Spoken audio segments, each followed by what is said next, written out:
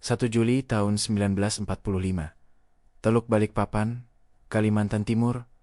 Langit masih gelap ketika permukaan laut mulai bergemuruh. Di Kepulauan Gadis, pantai Balikpapan tampak samar di balik kabut pagi, dan kepulan asap hitam dari kilang minyak yang telah lama menjadi incaran sekutu. Di atas lot 100 kapal perang berjejer rapat seperti kawanan baja yang siap menerkam, mulai dari kapal induk, kapal penjelajah, hingga kapal pendarat, LST, landing, ship tank. Pada pukul 5, udara bergetar oleh suara raungan mesin pesawat. Dari arah timur, puluhan pesawat pengebom B-24 Liberator dan B-25 Mitchell datang dalam formasi rapi, membombardir garis pantai dan posisi pertahanan Jepang yang tersebar di bukit-bukit sekitar Kelandasan dan Manggar. Ledakan demi ledakan mencabik keheningan fajar. Api membumbum, menciptakan pemandangan yang nyaris seperti neraka di tepi laut. Di dek kapal pendarat LST 909,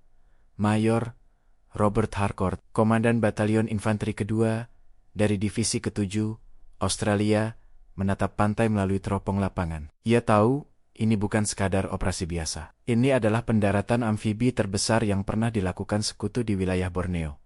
Dan mungkin yang terakhir sebelum perang berakhir. Semua unit bersiap. Kita mendarat 5 menit setelah artileri berhenti, serunya. Sersan Thomas Tommy Wallace, yang berdiri di dekatnya dengan senapan Lee-Enfield di tangan, mengangguk pelan. Wajahnya dipenuhi debu dan peluh asin laut. Dalam pikirannya, hanya satu hal yang ia harapkan, semoga Jepang sudah benar-benar hancur oleh pengeboman itu. Namun di balik reruntuhan dan asap di darat, pasukan Jepang yang dipimpin oleh Kolonel Masao Kusunose masih bertahan. Mereka telah menggali bunker menanam Rongho dan memasang meriam anti-tank di posisi tersembunyi sejak berbulan-bulan lalu. Jepang tahu mereka tak bisa menang, tapi mereka bertekad membuat sekutu membayar mahal setiap jengkal tanah yang direbut. Pukul jam 8:30, artileri kapal mulai menyalak serentak. Suara dentuman naval gunfire dari kapal penjelajah HMS Shropshire mengguncang udara. Gelombang pertama pendaratan pun dilepaskan. Kapal-kapal pendarat bergerak ke pantai dengan kecepatan rendah, menembus ombak yang kini berlumur minyak terbakar. Asap pekat membuat jarak pandang hanya beberapa meter. Ketika pintu baja kapal pendarat terbuka, seruan "Go, go, go" terdengar menggema. Puluhan tentara Australia melompat ke air setinggi pinggang dan berlari ke darat sambil menunduk. Peluru mesin Jepang dari atas bukit langsung menyambut mereka, berdesingan di udara seperti kawanan lebah marah. "Cover fire! Ke kanan, teriak Wallace sambil menembak ke arah semak, di mana kilatan senapan musuh terlihat. Granat meledak di sisi pantai, menimbulkan semburan pasir dan darah. Di balik kobaran, api dan jeritan perang. Balikpapan, kota yang dulu tenang dan makmur karena minyaknya, kini berubah menjadi medan tempur brutal. Tiang-tiang minyak yang terbakar menjulang seperti obor raksasa. Bau asap, bahan bakar, dan mesiu bercampur menjadi satu aroma yang menusuk. Namun, meski mendapat perlawanan sengit, pasukan Australia perlahan berhasil menembus garis pantai. Dalam 2 jam, mereka sudah menguasai sektor Kelandasan dan menancapkan bendera Australia di atas bukit kecil di belakang pantai. Di pusat komando terapung di kapal Manura, Letnan Jenderal Leslie Morsheed menerima laporan radio pertama. Pantai aman, Kelandasan dikuasai. Korban berat, tapi posisi bertahan. Morsheed menatap peta operasi di mejanya. Di pikirannya kemenangan ini hanyalah awal. Mereka masih harus merebut kota Balikpapan sepenuhnya. Dan jalan menuju sana penuh jebakan, ranjau, serta pasukan Jepang yang bersembunyi di setiap hutan dan parit. Hari baru telah dimulai. Dan operasi Obeutu, nama sandi untuk pendaratan di Balikpapan, resmi dimulai dengan darah dan api. 2 Juli tahun 1945. Balikpapan, Kalimantan Timur. Langit di atas kota tampak merah menyala, bukan karena matahari terbit, tapi karena minyak mentah yang terbakar di tangki-tangki penyimpanan. Asap hitam menutupi matahari seperti tirai kelam. Jalanan yang dulunya sibuk dengan pekerja kilang dan truk pengangkut, kini menjadi labirin puing, kawah ledakan, dan mayat. Pasukan Divisi Ke-7 Australia mulai bergerak ke dalam kota, didukung oleh tank ringan Matilda Frog yang dilengkapi penyembur api dan artileri 25 pounder. Di setiap sudut jalan, mereka harus berhati-hati. Jepang telah mengubah Balikpapan menjadi jebakan mematikan. Perhatikan setiap pintu dan jendela. mereka bisa di mana saja, teriak Kapten John Ellis kepada regunya, sambil menunjuk bangunan beton di depan mereka. Tak lama kemudian, suara peluru mesin menyalak dari lantai 2. Pasukan Australia langsung berlindung di balik dinding, sementara tank Matilda maju perlahan dan menyemburkan api. Dalam hitungan detik, api menjilat keluar dari jendela, diikuti jeritan musuh. Ledakan demi ledakan menggema. Jalan-jalan sempit di pusat kota berubah menjadi arena baku tembak jarak dekat. Tentara Australia menggunakan granat tangan untuk membersihkan bunker-bunker kecil. Sementara pasukan Jepang bertahan sampai peluru terakhir. Mereka tak menyerah, tak mundur, dan lebih memilih mati di tempat mereka berdiri. Di sisi barat kota, dekat kilang minyak landasan, pasukan dari batalion ke-25 menemukan ladang ranjau yang dipasang dengan cermat. Setiap langkah bisa berarti kematian. Sersan Wallace, yang kini memimpin regunya setelah perwira atasannya gugur di pantai, memerintahkan satuan saper untuk membuka jalur aman. Jaga jarak 2 meter, jangan ada yang melangkah di luar garis putih, katanya tegas. Salah satu saper, Private Mackenzie, menunduk dan dengan hati-hati menyingkirkan tanah menggunakan bayonet. Setelah beberapa detik yang terasa seperti selamanya, ia menemukan logam bulat kecil, ranjau Type 93.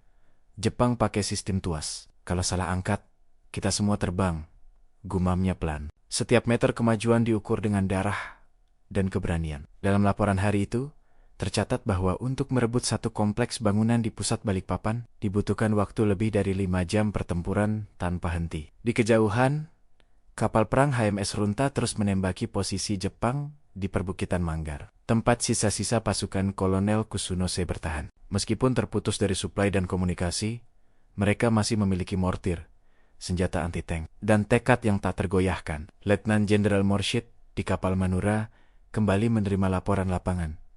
Kota hampir dikuasai, perlawanan berat di sektor timur. Kehilangan 2 tank dan 47 orang. Ia menarik napas panjang. Morshid tahu perang ini hampir selesai, tetapi harga yang harus dibayar begitu tinggi. Dalam hati kecilnya, ia tahu Balikpapan mungkin adalah kemenangan yang datang terlalu terlambat. Sementara itu, di hutan-hutan sekitar Manggar, sisa pasukan Jepang berjuang dengan persediaan yang menipis. Mereka makan beras mentah, minum dari sungai berlumpur, dan tetap menolak menyerah. Salah satu perwira Jepang menulis dalam catatan terakhirnya, sebelum tewas, "Kami tidak lagi berperang untuk Jepang. Kami berperang untuk kehormatan yang sudah tak bisa diselamatkan."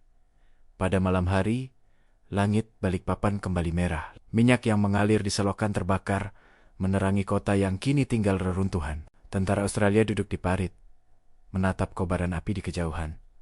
"Lihat itu," kata Wallace perlahan. "Semua ini dulu, tempat orang bekerja, tertawa, hidup.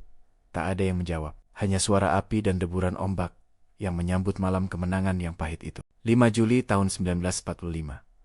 4 hari setelah pendaratan besar-besaran di Balikpapan, pertempuran belum juga usai. Pasukan utama sekutu telah menguasai kota dan pelabuhan. Namun, di timur laut, sekitar kawasan Manggar dan Sepinggan, suara senjata masih terdengar. Di sanalah sisa-sisa pasukan Jepang bertahan di tengah hutan tropis yang lebat dan lembab. Hutan di Manggar bukan tempat yang ramah. Pohon-pohon raksasa menjulang menutup langit, sementara tanah di bawahnya becek dan dipenuhi akar serta nyamuk yang menggigit tanpa henti. Bagi tentara Australia yang sudah kelelahan, medan ini seperti neraka 2 setelah pantai. Tapi mereka tak punya pilihan. Tugas mereka jelas, menghancurkan pertahanan terakhir Jepang dan mengamankan lapangan udara Manggar, titik strategis yang akan digunakan untuk operasi udara lanjutan. Sersan Wallace dan regunya kini beroperasi bersama pasukan infanteri ke-18.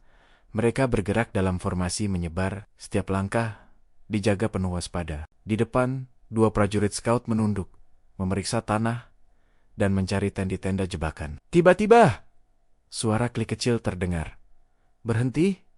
teriak Wallace spontan. Semua orang membeku. Prajurit di depan Private Henderson menatap kakinya. Sebuah kawat tipis menegang di antara semak. Sekejap kemudian, ledakan granat tripwire mengguncang. Tubuh Henderson terlempar ke belakang. Sebagian besar wajahnya hilang oleh serpihan logam.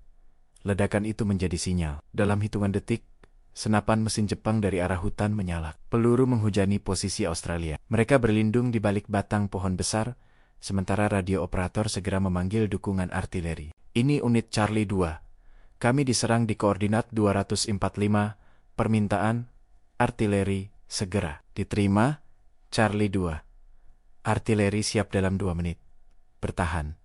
Tak lama kemudian, suara dentuman berat terdengar dari kejauhan. Peluru artileri 25 pounder menghantam posisi Jepang, menumbangkan pohon-pohon dan mengguncang tanah. Setelah tembakan berhenti, pasukan Australia kembali bergerak maju, hanya untuk menemukan bunker-bunker kayu dan lubang perlindungan musuh yang tersembunyi di balik vegetasi tebal. Di salah satu bunker itu, pasukan menemukan sesuatu yang tak terlupakan.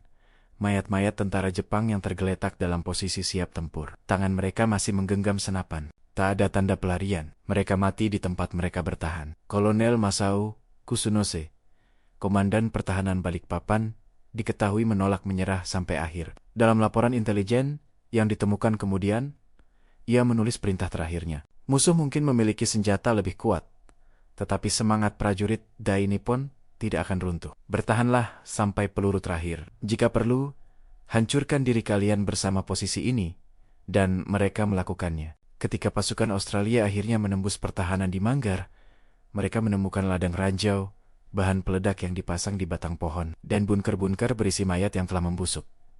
Bau kematian memenuhi udara. Sementara itu, di garis belakang, unit medis bekerja tanpa henti. Rumah-rumah warga yang tersisa di Balikpapan dijadikan pos perawatan darurat. Para dokter Australia dan perawat Indonesia bekerja berdampingan merawat ratusan korban. Suara rintihan, jeritan dan doa bercampur menjadi satu simfoni suram dari perang yang belum sepenuhnya berakhir. Sersan Wallace duduk di tepi jalan tanah, menatap langit sore yang mulai jingga. Bajunya berlumur lumpur dan darah. Di tangannya, ia menggenggam topi baja yang penyok oleh peluru. Seorang prajurit muda mendekat dan berkata, "Kita sudah menang, Sorge."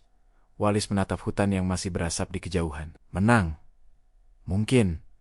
Tapi coba lihat sekelilingmu. Tak ada yang benar-benar menang di sini." Malam itu, laporan resmi mencatat perlawanan Jepang di Manggar telah berakhir. Tapi bagi mereka yang masih hidup, bayangan pertempuran itu akan terus menghantui selamanya. 9 Juli tahun 1945. Balikpapan, Kalimantan Timur, pertempuran telah reda. Meriam tak lagi menyalak.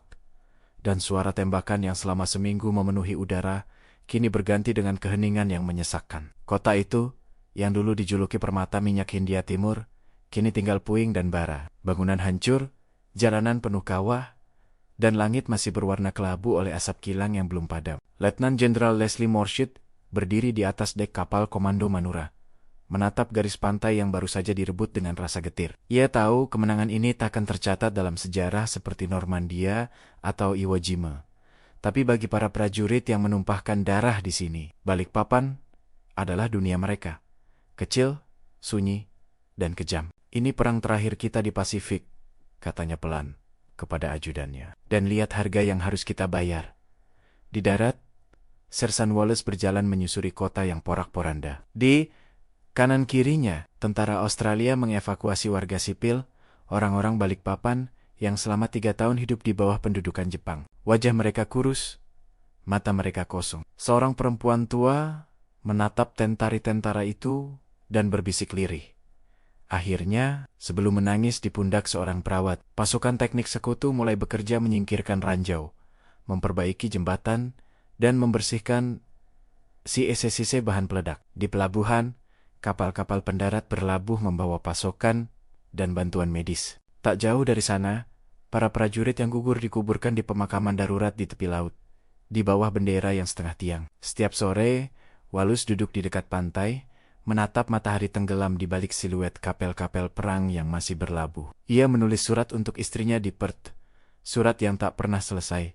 "Sayang, aku masih hidup, tapi Balikpapan membuatku berpikir. Mungkin perang bukan tentang siapa yang menang, tapi siapa yang masih bisa pulang."